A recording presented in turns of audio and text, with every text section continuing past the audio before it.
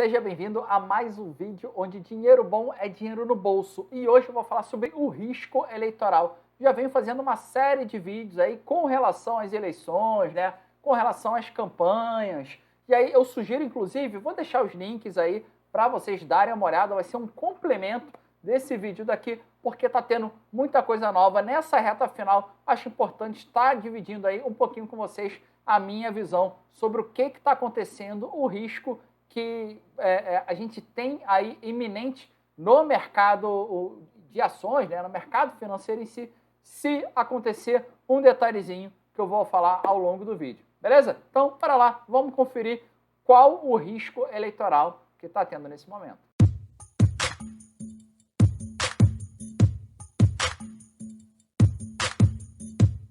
Então, como eu falei, né, tem uma série de vídeos aí que eu já venho falando, né? Então eu não vou ficar repetindo aqui, que não faria sentido eu repetir o que já está gravado, tá? Então, trazendo dados novos, inclusive aqui desta semana, né? A gente já teve funcionário aí que foi exonerado. E aí, como é que tá? Tá tendo inserção no rádio? Não teve inserção no rádio? Vai postergar? Vai adiar o segundo turno? Então, assim, qual é o ponto? Antes da gente chegar e falar desse risco, eu acho importante a gente contextualizar o seguinte, cara. O mercado, ele tem memória. Então, o que acontece? E lembrando, né, convido você a assistir esse vídeo sem viés político. Belezinha? Tá bom? Então, qual é o ponto, tá? Se o mercado tem memória, ele já conhece e já sabe como é que é o Lula na presidência. Ah, Marcelo, mas ele não falou quem vai assumir o Ministério da Economia. Cara, a gente já sabe qual é a diretriz do Lula. O PT ficou 14 anos aí, sendo só o Lula. Foram 8 anos aí na presidência, tá? Então, o mercado tem memória, ele já sabe o que pode esperar do Lula. É verdade. Com relação ao Bolsonaro, né, a gente está aí vendo o trabalho do Paulo Guedes. Paulo Guedes é um dos poucos ministros ali que começou, um dos grandes ministros, né, da super equipe que o Bolsonaro montou lá em 2018, né? E aí ele ainda permanece até hoje. É um nome que o mercado gosta. Já teve ali um dado momento de falar assim, putz, caraca, cara, a gente não estava esperando isso do Paulo Guedes, não era essa a postura, aquela coisa toda. Porém, o mercado sabe como ele atua. E aí a gente tem que ver o seguinte, existe uma campanha eleitoral que está em curso. Fato, na nossa economia. Promessas de governo, para angariar voto, tudo isso está no jogo do segundo turno. O Henrique Meirelles, que é com quem o Lula tem conversado, inclusive o Lula tem conversado com nomes que o mercado gosta, né? Ele tem se aproximado aí, apesar dele não ter dado nenhum nome definitivo, ele está conversando com nomes que o mercado gosta. O Meirelles já falou que o rombo para o ano que vem está em 400 bi. O Paulo Guedes fala em 150, a gente não sabe. Então, qual é um ponto que, inclusive, entrou na ata do Copom ontem para eles manterem a Selic a 13,75? Qual vai ser o arcabouço fiscal? O grande lance vamos colocar em miúdos. De onde vai vir esse dinheiro para pagar as promessas? Né? Acabei de ver um Twitter do Paulo Guedes falando o seguinte, né? Olha, o que o Lula prometer de salário mínimo, o Bolsonaro vai dar mais. Cara, quero saber de onde vai sair o dinheiro. Né? E de onde vai sair o dinheiro é o que o mercado quer saber. Então, existe um risco fiscal que o mercado vai precificar. Então, não importa se é Lula, não importa se é Bolsonaro, o mercado ele vai absorver um dos dois.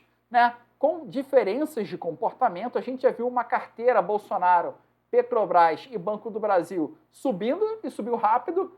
E aí, quando veio o lance do Roberto Jefferson, mingou a carteira, caiu e o dinheiro foi para a carteira Lula. Construtoras voltadas ali, né, para um público ali de baixa renda, que foi o Minha Casa Minha Vida do Lula, varejo, que o Lula incentiva o crédito e educação. Então, assim, o que saiu foi um foco em Petrobras e Banco do Brasil, com possibilidade de privatização, e foi para a carteira Lula, falando em educação, construção civil de baixa renda e falando aí de varejo. Tá? Então, o mercado ele pode mudar um pouco a carteira dele, tá? Mas o ponto de arcabouço fiscal fica nos dois cenários. para o Lula ou para o Bolsonaro. Isso não tem muito jeito, tá? Isso vai acontecer.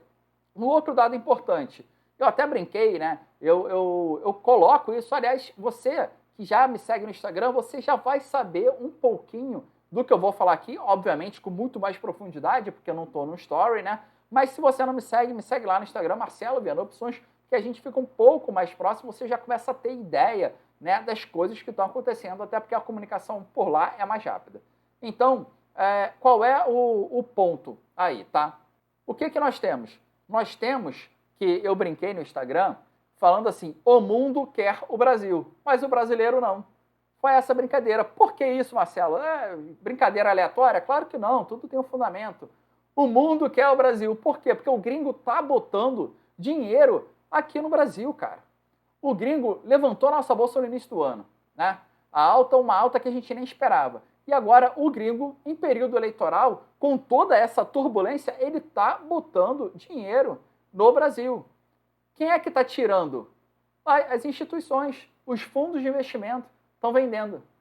Então, por isso que o mundo quer o Brasil, mas o brasileiro não. O brasileiro, ele está com receio, sim, dessas eleições. Existe um clima de instabilidade, um clima de insegurança, né, de tudo aquilo que a gente está vivendo. Mas quem levanta a nossa bolsa é o gringo. Levantou no início do ano e pode estar nos ajudando a estar levantando também. Na hora que o Brasil tiver passar esse período eleitoral e que a gente não tenha uma insegurança política por conta do resultado das eleições, tá? Então, o brasileiro tendo essa segurança, as instituições financeiras tendo essa segurança, o gringo que já quer o Brasil e quando ele pensa em assumir posições um pouco mais arriscadas, ele vai para o mercado emergente e o Brasil é um foco de investimento do gringo. Cara, o que a gente precisa ter? Uma segurança, né, para o brasileiro investir também. Eu não estou falando de pessoa física. A pessoa física ela está vendendo também, mas a pessoa física não tem um peso tão grande na bolsa assim. Mas as instituições financeiras têm.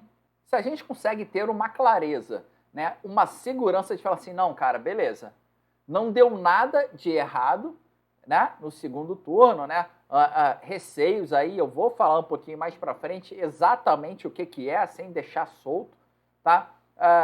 Não deu nada de errado, o que vai acontecer? Você tem uma segurança para você botar o teu dinheiro novamente na Bolsa de Valores. Porque hoje, quando você quer fugir do risco, né, você não está querendo assumir posições arriscadas por uma insegurança, tu vai vender a tua posição e vai sair fora.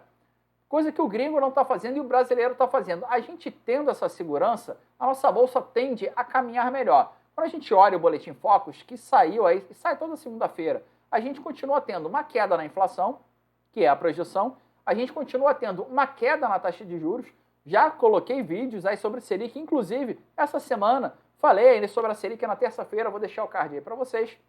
Então, a tendência é ter uma redução em 2023, 2024. Então, nós temos uma inflação caindo, consequentemente com uma taxa de juros caindo também. O custo do dinheiro fica mais barato, né? Fica mais baixo, e aí você tem facilidade de investimentos, né? Tivemos um relatório do CAGED aí, que veio com uma boa criação de empregos em todos os setores, em todos os estados. Então, assim, tem oportunidade? Tem. A gente tem que ter o nosso calcanhar de Aquiles um pouco mais claro, que é nada mais do que o risco fiscal, do que exatamente está ali para a gente tratar em 2023. Tá? Esse é um ponto importante, o Copom está de olho, grandes instituições também estão de olho, não vai ser diferente. Tá? E qual é o grande lance, Marcelo? O lance é o seguinte, a gente tem uma certa insegurança caso não aceitem o resultado das eleições. O que o mercado financeiro não vai gostar, que vai azedar, que o caldo vai entornar, é adiamento das eleições, coisa que chegou a ser proposto, chegou a ser veiculado e no minutinho cortaram.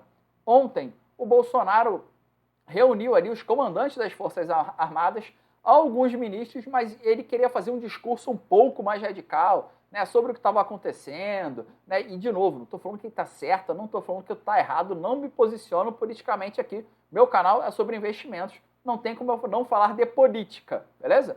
Então, Se existisse um discurso radical, ia criar um temor no mercado. Por quê? Cara, será que vai postergar as eleições? Né? Será que isso vai ser esticado um pouco mais? E se o Lula ganhar?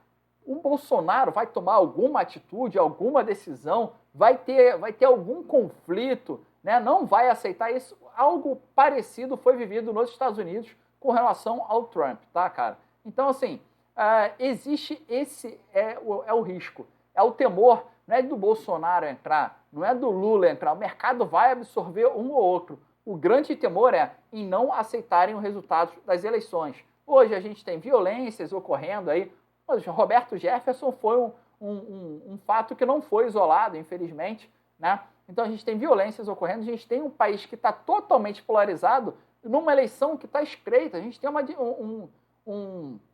divisão ali de votos, né? Um ponto percentual para cá, mais alguns pontos percentuais para lá. O Brasil está muito polarizado, está muito dividido, algo parecido que aconteceu em 2014.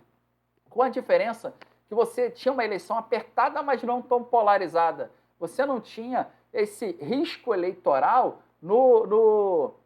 nessa parte aí dos seus investimentos, né? Então, não importa, na minha visão, quem é que vai entrar, Lula ou Bolsonaro. A gente pode ter um setor diferente sendo beneficiado e tendo altas, tá? E é importante a gente saber fazer essa leitura do cenário, e é por isso que eu estou falando. Cara, sem viés político, Marcelo, mas eu sou Bolsonaro, eu não vou investir no varejo. Tá bom, então tá. Se o varejo subir, tu deixou de fazer dinheiro. Né? Mas convido a você a pegar e fazer os seus investimentos sem viés eleitoral. Tá bom. Então, o mercado ele vai absorver, né? Ele vai absorver, mesmo com essa questão do Lula não está apresentando ali ministro, aquela coisa toda. Porém, o que o mercado não absorve é justamente isso que eu estou te passando. Vamos postergar o segundo turno. Não, se o Lula ganhou, o Bolsonaro vai lá e fala assim, cara, vou dar o golpe, vou assumir isso aqui, isso é um absurdo. Aí o mercado azeda, cara. Aí o caldo entorna e ninguém vai gostar disso, né? Provavelmente nem um gringo que está colocando o dinheiro aqui dentro, tá? Então, assim, fica esperto nessa parte, fica atento às notícias com relação à parte fiscal, aquilo que vai saindo ao longo do período, mas a volatilidade é comum em período eleitoral estar alta e depois ela mingua, beleza? Então, fica atento a isso, principalmente na segunda-feira, último dia do mês, na segunda-feira, precificando o resultado das eleições, então as ações podem estar mais voláteis num primeiro momento até elas acomodarem, tá? Isso eu não estou falando de nenhum noticiário, nenhum burburinho, nada, num período eleitoral normal. Então, elas tendem depois a acomodarem, a volatilidade diminui, principalmente você que opera a volatilidade pelo mercado de opções, você acaba sendo favorecido se não tiver nenhum cenário aí que fale assim, pô, não, houve fraude na urna eletrônica, sabe? Algo desse tipo que ponha em xeque o resultado das eleições, tá? Então, é isso. Não esquece, convido a você a ver aí